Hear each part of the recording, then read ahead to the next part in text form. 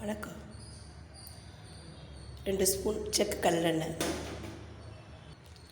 வரமிளகாய் 2, பச்சை மிளகாய் 2,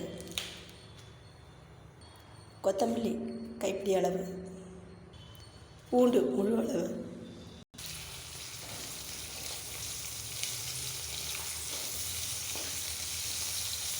நறுக்கின பச்சை தக்காளி 4 நம்பர்,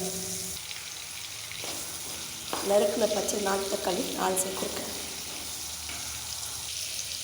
கொஞ்சமாக ஒரு சிட்டிகளவு பெருங்காயம், மஞ்சப்பொடி ஒரு சிட்டிகை, தனியாப்பொடி ஒரு சிட்டிகை, சிகப்பு மிளகாய் பொடி ஒரு சிட்டிகை,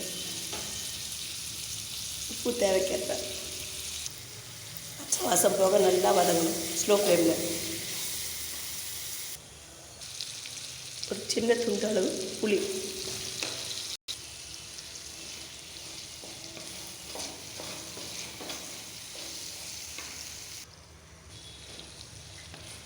தக்காளியை லேசாக கட் பண்ண நசுங்கிற பதங்கினதும் இறக்கிடலாம்.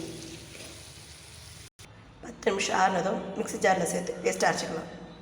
அரைச்ச விழுது கடாய் சூடானதும் 1 ஸ்பூன் செக்கு எண்ணெய், கடலை எண்ணெய், எண்ணெய் சூடானது 1/4 ஸ்பூன் கடுகு,